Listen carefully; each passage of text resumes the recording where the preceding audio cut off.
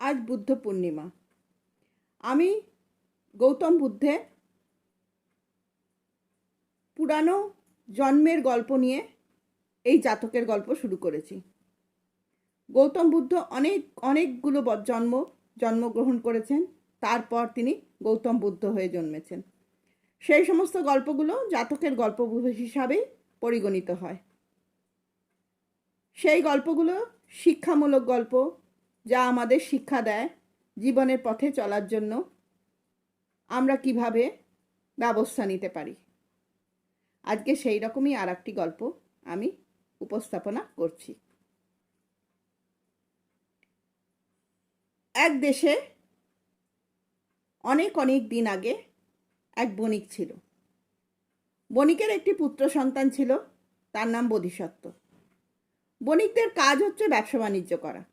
বোধিসত্ত্ব ব্যবসা বাণিজ্য করত, দূর দেশে নানা জিনিসপত্র নিয়ে যেত, তারপর তা বেচাকেনা করে অর্থ উপায় করে আবার দেশে ফিরে আসতো। এইভাবে সে ব্যবসা বাণিজ্য করত। এমনি এরকম বোধিসত্ত্বের 700টা গরু ছিল, মানে গরুর গাড়ি, যাকে আমরা এখন ইংরেজিতে কার্ট বলি। বাচ্চারা বুঝতে পারবে কার্ট, গরুর গাড়ি কিরম জিনিস তারা তো কখনো দেখেনি। তো সেই গরুর গাড়ি তার 700টা ছিল। সেই 700 গরুর গাড়ি মাল বোঝাই করে সে নানা দেশে ঘুরে বেড়াতো ব্যবসা বাণিজ্য করতে। তো এইরকমই একবার বোধিসত্ত্ব গরুর গাড়িগুলো নিয়ে বেরিয়ে পড়ল এক দেশে যাবার জন্য। তো সেই দেশে যাবার সময় রাস্তায় একটা বড় মরুভূমি পড়তো। তো সেই মরুভূমিতে যখন সে প্রবেশ করলো, তখন সে সবাইকে দেখালো হাতের মুঠোর মধ্যে সে এত সূক্ষ্ম বালি যে হাতের তলা দিয়ে সব গলে পড়ে যায়। সেই বালি এমনই, এ বালি সূর্যের রোদে খুব তাড়াতাড়ি গরম হয়ে যায় এবং সূর্য অস্ত হয়ে গেলে বালি ঠান্ডা হয়ে যায়। তো বোধিসত্ত্ব সব অনুচরদের ডেকে বলল, দেখো, গরমের দিনের বেলা আমরা এই রাস্তায় যেতে পারবো না, না কোনো পশু হাঁটতে পারবে, না কোনো মানুষ হাঁটতে পারবে, আর প্রচুর জলতৃষ্ণা পাবে, আমাদের জলের বোতল, সমস্ত কিছু, জলের কুঁজো সমস্ত শেষ হয়ে যাবে। তো আমরা এক কাজ করব, দিনের বেলাটা আমরা কোনোভাবে একটু ঠান্ডা জায়গায় বিশ্রাম নেব, রান্নাবান্না করব, খাওয়া দাওয়া করব, ঘুমাবো, তারপর যেই সূর্য অস্ত যাবে সন্ধ্যেবেলা আমরা যাত্রা করব। তখনকার দিনে রাতে যাত্রা করার জন্য লোকে আকাশের নক্ষত্র দেখে যাত্রা করত। সমুদ্রে যখন নাবিকরা যাত্রা করত, সমুদ্রে নক্ষত্র দেখে দেখে তারা যাত্রা করে সেই দেশে পৌঁছতো। তেমনি মরুভূমিতে বা রাস্তায় যারা যাতায়াত করত, তারা সন্ধেবেলা নক্ষত্র দেখে যাতায়াত করত, সেই দেশে পৌঁছে যেত। সেই যে নক্ষত্র দেখে যে যাওয়া আসার পথ ঠিক করে, তৈরি করে, তাকে বলা হয় স্থান নিয়ামক। কি বলা হয়? স্থান নিয়ামক। তা প্রতিটা বাণিজ্য যারা করে প্রত্যেকজনেরই সঙ্গে একজন করে স্থান নিয়ামক থাকে। তো বোধিসত্ত্বের সঙ্গেও একজন স্থান নিয়ামক ছিল। সে প্রথম গরুর গাড়িটাতে বসতো এবং নক্ষত্র দেখে রাস্তায় চলতো, আর পিছনের গরুর গাড়িগুলো তার সঙ্গে চলতো। পিছনের গরুর গাড়িতে সেই কেরোসিনের লণ্ঠন থাকে না, হ্যারিকেনের মতো, তোমরা হয়তো দেখোনি, কিন্তু এখন মেলায় গেলে দেখতে পাবে কাঠের হ্যারিকেন সমস্ত বিক্রি হয় খেলনা হিসাবে। সেই রকম হ্যারিকেন ঝুলতো, আর সেই রাস্তায় আলো দেখে দেখে সবাই চলতো। তো এরম করে চলার পর দুদিন পর কি হলো, স্থান নিয়ামক সন্ধেবেলা গাড়ি চালাতে চালাতে ঘুমিয়ে পড়ল। এবারে সেই দিনে বোধিসত্ত্ব দেখেছিলেন যে যেখানে আমরা আছি এই রাতের মধ্যে আমরা এই রাতেই পুরো মরুভূমিটা ক্রস হয়ে যাবে, আমরা পরের দিন ভোরবেলা দেশে পৌঁছে যাব। অতএব সে যা কিছু খাবার দাবার খাওয়ার পর এক্সট্রা যা জল, সমস্ত কিছু জ্বালানি কাঠ, এগুলো ফেলে দিল গাড়িগুলো হালকা করার জন্য।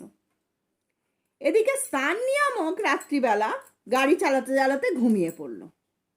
নক্ষত্র দেখে গাড়ি চললো না, গাড়ির মতো চলতে লাগলো উল্টো পথে। এরপর যখন ভোরবেলা স্থানীয় আমাকে ঘুম ভাঙলো, দেখলো যে গাড়ি তো উল্টো পথে চলে গিয়ে একদম যেখান থেকে শুরু হয়েছিল সেখানে এসে পৌঁছেছে। তো স্থান নিয়ামক তখন বলল, প্রভু আমার ভুল হয়ে গেছে, আমি ঘুমিয়ে পড়েছিলাম, রাস্তা তো ঘুরে আবার আমরা সেই স্থানে পৌঁছে গেছি, এখন কি করব। বোধিসত্ত্ব অনুচরবর্গ সব রেগে গেল, তুমি রাত্রিবেলা কেন ঘুমিয়ে পড়েছো, দিনের বেলা ঘুমোতে পারো না, কেন এরকম করেছো, এখন আমরা কি করে বাঁচবো, এখন তো আমরা সব কিছু ফেলে দিয়েছি, এখন আমরা কি রান্না করব, কি খাবো, কিভাবে জল নেবো, কিভাবে পিপাসার্ত হয়ে তো মরুভূমিতে আমরা আজকে দিনের বেলায় সবাই মরে যাব। এরা ঝগড়াঝাটি শুরু করে দিল। তখন বোধিসত্ত্ব অনুচরদের ডেকে বলল, দেখো তোমরা এখন অশান্তি করে লাভ নেই, এখন তোমরা ঝগড়াঝাটি না করে চুপচাপ এক জায়গায় বসো শান্ত হয়ে, আমি দেখি এদিক ওদিক কিছু ব্যবস্থা করতে পারি কিনা।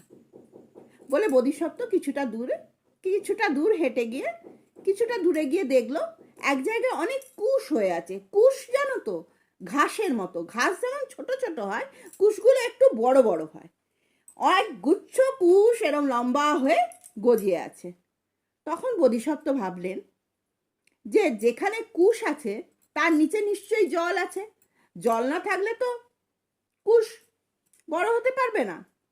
তাই জন্য সে আবার ফিরে এসে তার অনুচরদের বলল, চলো তোমরা কোদাল শাবল নিয়ে চলো, একটা জায়গা খুঁড়তে হবে। বলে সেইখানে নিয়ে এলো। এবার ওরা কুশের কাছে এসে কোদাল দিয়ে খুঁড়লো। প্রায় 6 ফুট গভীর খোদা হয়ে গেল, কিন্তু খোদাই করার পরও কিন্তু জলের দেখা মিলল না। সেখানে শুধু পাথর, কোদাল লাগছে আর কিছু হচ্ছে না, কারণ কোদাল দিয়ে পাথর ফাটানো যাবে না। তখন তারা হতাশ হয়ে গেল। তখন বোধিসত্ত্ব বলল, ঠিক আছে তোমরা গিয়ে বিশ্রাম নাও। নিয়ে বোধিসত্ত্ব 6 ফুট গভীরে নেবে যে পাথরটা আছে সেই পাথরে কান পেতে শুনল। কান পেতে শুনে শুনতে পেল যে জলের ধারা প্রবাহিত হচ্ছে পাথরের নিচে দিয়ে। তখন ও উঠে এলো। উঠে এসে তার অনুচর বর্গদের মধ্যে যে খুব বলিষ্ঠ, লম্বা চওড়া, বলিষ্ঠ, শক্তিশালী এরম একজনকে বলল, ছেনি হাতুড়ি নিয়ে এসো। ছেনি হাতুড়ি জানো তো, এরকম লম্বা মতো পেরেকের মতো থাকে আর হাতুড়ি দিয়ে মারে। ছেনি হাতুড়ি নিয়ে এসো, তাই দিয়ে আমরা পাথরটা ফাটাবো। তো সে একাই ছেনি হাতুড়ি দিয়ে পাথর ফাটাতে শুরু করলো। কিছুক্ষণ পর পাথরে চির ধরে গেল আর জল একদম জলপ্রপাতের মতো, জলোচ্ছ্বাসের মতো বেরিয়ে এলো।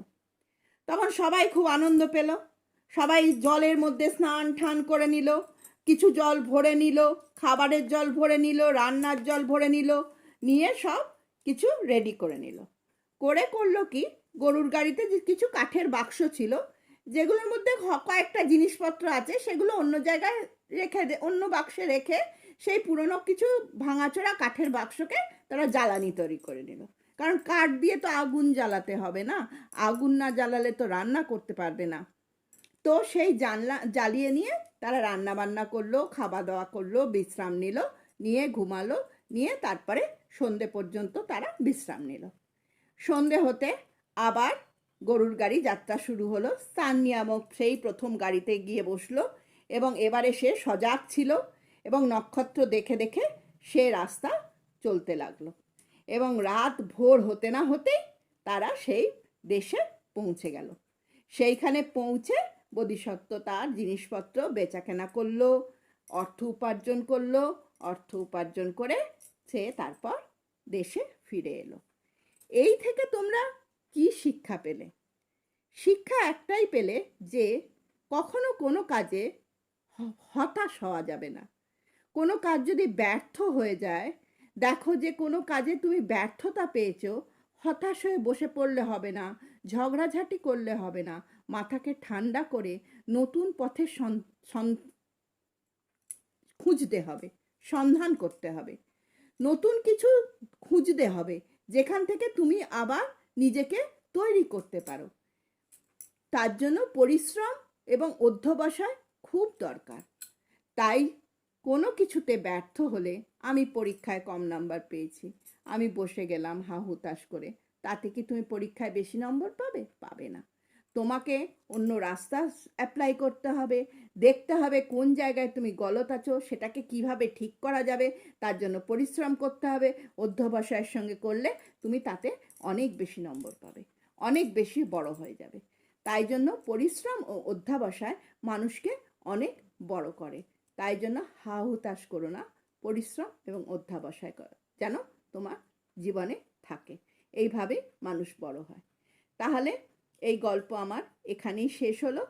এবার আমি তোমাদের লাইক আর শেয়ার করতে অনুরোধ করব এবং সাবস্ক্রাইব করবে যারা নতুন দেখছো, এবং সাবস্ক্রাইব করে বেল আইকনটা টিং করে টিপে দিও। ব্যাস, তাহলেই আমার ভিডিও তোমাদের কাছে সবার কাছে পৌঁছে যাবে। আর তাহলে এখন আসি, টাটা।